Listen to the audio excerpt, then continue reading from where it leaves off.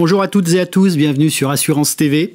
Nous sommes en compagnie de Philippe Feuille, président de la compagnie DCGP, l'association agréée de conseillers en investissement financier, avec lequel nous allons faire le point sur l'intégration des nouveaux adhérents à la compagnie, en sachant que cette compagnie aujourd'hui est une compagnie qui est élargie, puisque c'est à la fois une compagnie qui a une structure pour les CIF, pour les courtiers immobiliers, pour les courtiers en assurance, et il va m'en manquer un dernier pour les IOBSP, donc les courtiers en crédit. Voilà, j'ai bien les quatre, c'est cela. Absolument. C'est cela. Bonjour. Alors bonjour Philippe, comment accueille-t-on les nouveaux adhérents à la compagnie DCGP? J'ai cru comprendre que vous avez déterminé un parcours d'accompagnement parfaitement découpé au ciseau. Concrètement, comment cela se passe? Alors, concrètement, déjà, les premiers contacts sont des contacts avant tout humains. Alors certes, nous avons notre site, nous avons tous les documents nécessaires, etc., pour venir, donc, en termes de capacité professionnelle, de pièces d'identité, enfin le classique.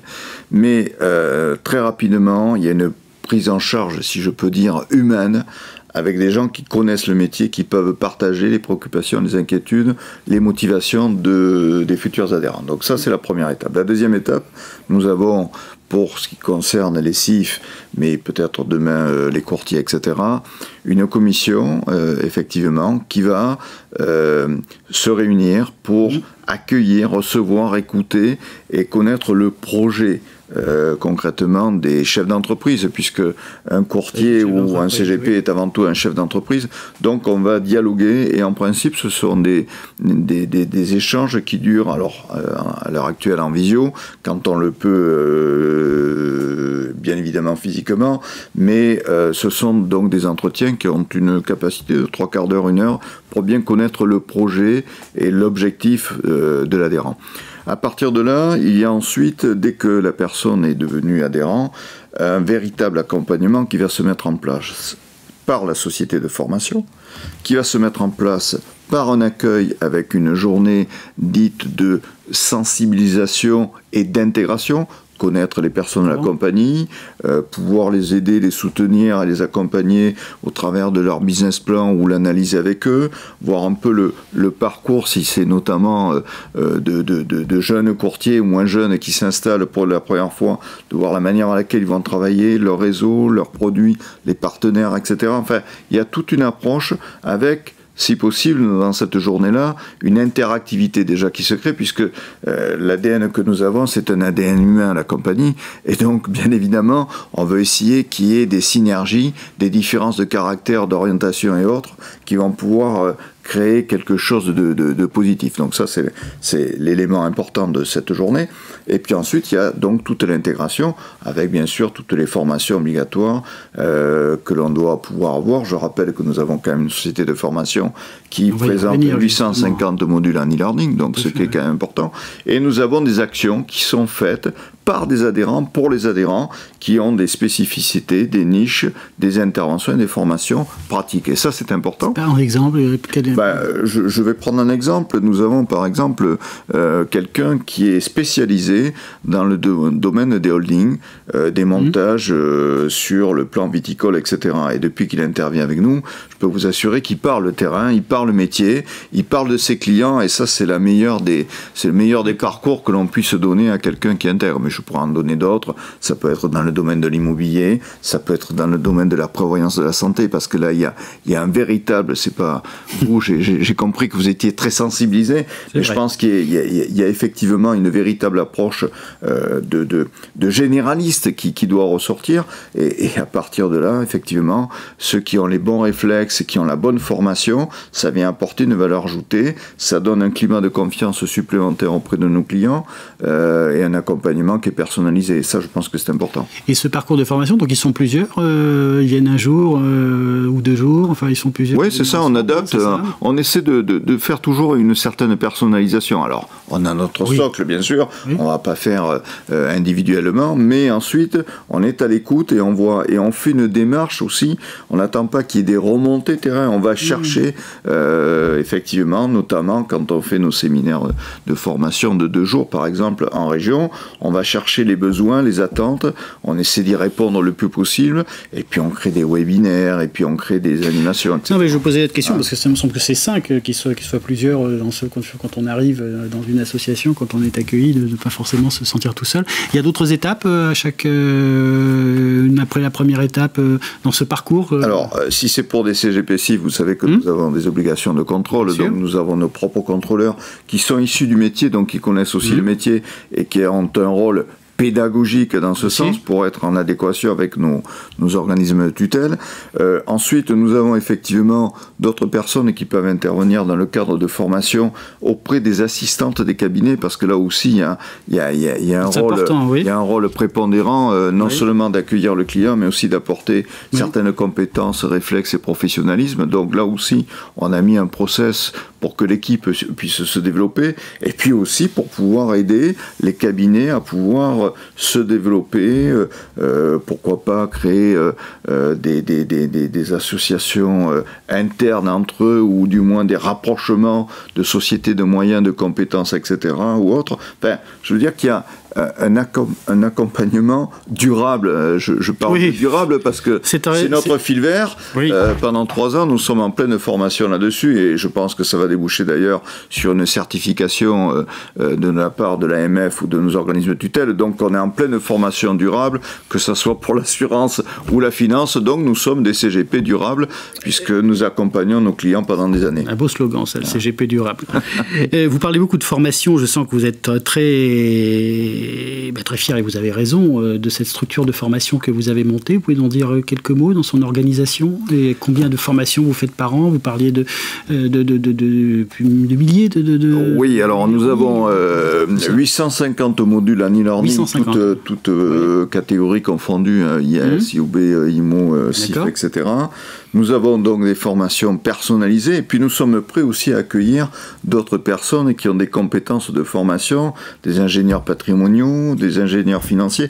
Je crois que on ne peut pas tout savoir. Moi, ça fait un certain nombre d'années que j'exerce cette activité, et régulièrement je continue à apprendre. Parfois j'oublie, ça me fait du bien qu'il y ait un jeune qui m'apporte sa connaissance nouvelle, etc. Donc il ne faut pas avoir peur. La science infuse, pour moi, n'existe pas, et le fait d'être formé par des professionnels de terrain dans cet échange-là, je pense que c'est important. C'est le principe des 15 heures de formation en assurance aussi. Entre autres. Entre autres, même, puisque les choses évoluent très vite. Mais alors cette structure, c'est donc une vraie société de formation dédiée totalement aux adhérents de la compagnie. Ça ne veut pas dire qu'on est fermé uniquement adhérents de la compagnie des différentes associations. On est ouvert aussi à d'autres personnes qui seraient intéressées, et puis on est ouvert également sur l'extérieur s'il y a des formateurs de qualité qui veulent nous rejoindre, et associer toujours, parce que ça, j'y tiens, la partie, je dirais, technique à des exemples pratiques, parce que c'est de ça dont nous avons besoin. Vous pouvez avoir la plus belle technicité du monde, si vous n'êtes pas en mesure d'adapter quelque chose par rapport au terrain, il y a un décalage qui s'opère. Tout à fait. Et donc ces modules que vous avez fait donc pour les CGP, vous allez peut-être les redispatcher, entre guillemets, donc, et en accueillir d'autres, parce qu'il va falloir en faire d'autres, des modules. Il n'y a pas que du e-learning, il y a du présentiel aussi. Il y a du présentiel. Nous avons combien de formations présentielles 12 formations régionales en présentiel qui sont effectuées. Et puis après, à la demande, on a déjà, je regardais ce matin, nous avons déjà 2 jours qui sont déjà bloqués pour des nouveaux adhérents qui intègrent pour cette fameuse journée d'intégration dont je parlais tout à l'heure. Donc vous voyez, il y a vraiment un esprit d'ouverture, et c'est ça qui est important. C'est ce qui bâtit la confiance et qui permet de pouvoir faire un travail collégial et un esprit d'équipe. Qu'est-ce qu'ils demandent de plus, ces CGP aujourd'hui? Je ne sais pas si vous avez forcément la réponse. En termes de formation, est-ce qu'il y a des modules qui fonctionnent plus que d'autres? Est-ce qu'il y a des choses qui ressortent? Moi, je pense que ce qu'ils demandent, c'est qu'on leur laisse de faire leur travail. C'est-à-dire que oui, pour une réglementation, oui, pour que les choses soient carrées, etc. Mais il ne faut pas non plus créer un millefeuille permanent administratif, parce que à vouloir trop générer de documents, d'informations, etc., on finit par noyer le client, et c'est pas l'objectif, puisque l'objectif c'est bien d'être pédagogue et de pouvoir lui apporter cette valeur ajoutée et de pouvoir se dissocier de tout ce qui peut exister sur le marché. L'autre chose qui me paraît être importante, c'est de pouvoir associer les moyens techniques digitaux et autres, a toujours cet accompagnement humain. Il demande des formations justement dans ces domaines. Absolument, tout à fait, notamment sur la cybersécurité. Nous sommes en train de mettre quelque chose en place là-dessus, parce que là aussi, vous avez vu qu'il y a beaucoup d'abus en ce moment, et notamment d'usurpation d'identité, etc., qui sont faites. Donc il y a tout un système sécuritaire qui est nécessaire au niveau des CRM, au niveau des logiciels, au niveau de la mise en place de tout ça. Et donc là aussi, on contribue à asseoir et à stabiliser les cabinets à ce niveau-là. Vous êtes très sensible au fait d'accompagner les CGP, d'avoir cette dimension humaine à la compagnie. Donnez-moi un exemple concret d'aide que vous pouvez fournir comme ça à des adhérents, je dirais, spécifiques de terrain, éventuellement... Ce qui va arriver. Je vais vous en donner un. Vous savez que je suis un ardent défenseur des rémunérations, des commissions, etc. On le sait, oui. Et je le dis haut et fort. Et j'ai pas du tout envie de mélanger une culture anglo-saxonne, parce qu'il y a deux cultures qui s'opposent. Et je pense qu'aujourd'hui, le meilleur exemple que je puisse vous donner, c'est lors d'une journée de sensibilisation, une jeune femme qui avait tous les diplômes, master, etc., qui démarrait, qui pensait fonctionner 100% d'honoraires de conseil. Ça peut être très bien, mais il faut quand même avoir un bon réseau, une bonne assise, et son business plan risquait d'être perturbé. Je lui ai expliqué que la mixité des deux, à la fois la notion de conseil d'honoraires et à la fois de pouvoir apporter une valeur de diversification de produits, de conseils, de partenaires à ses clients, c'était un plus si elle voulait durer. Et quelques mois après, elle m'a rappelé en me disant Philippe, merci, parce que je pense qu'effectivement, j'étais un petit peu à côté de penser que j'allais systématiquement faire des honoraires de conseil. Donc je crois qu'il y a un mariage qu'il faut faire, et puis arrêtons de vouloir faire un nivellement par le bas. Il y a ce qui s'appelle une chaîne économique, et dans une chaîne économique, il y a des valeurs qui doivent être défendues, et le client, à partir du moment où on lui apporte une valeur ajoutée de proximité, d'accompagnement, de conseil sur une durée suffisamment longue, le client l'apprécie tout à fait. Donc vous voyez, ça c'est le meilleur des exemples. L'expérience junior, senior, c'est toujours intéressant. C'est intéressant justement de cette personne qui voulait se lancer.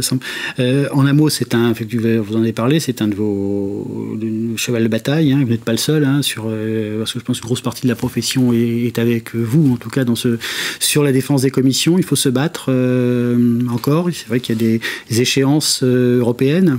Il y a des échéances européennes, mais je pense que là aussi, on est en train de se tromper de cible. Nous, au niveau national, nous avons, vous le disiez vous-même tout à l'heure, plusieurs activités. Nous sommes des chefs d'orchestre, nous sommes des catalyseurs, et nous avons plusieurs activités.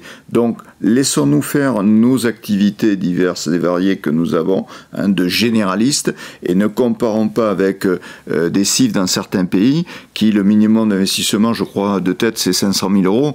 Je pense qu'avec tout ce que nous sommes en train de mettre en place sur le régime de prévoyance, de retraite, etc., on ne s'adresse pas non plus qu'à des milliardaires. Donc, de temps en temps, faisons preuve un peu d'humilité. Donc, on aura compris, vous défendez les commissions. Philippe Feuille, merci. Merci d'être venu sur Assurance TV. À très bientôt. Au revoir à tous et à bientôt sur Assurance TV.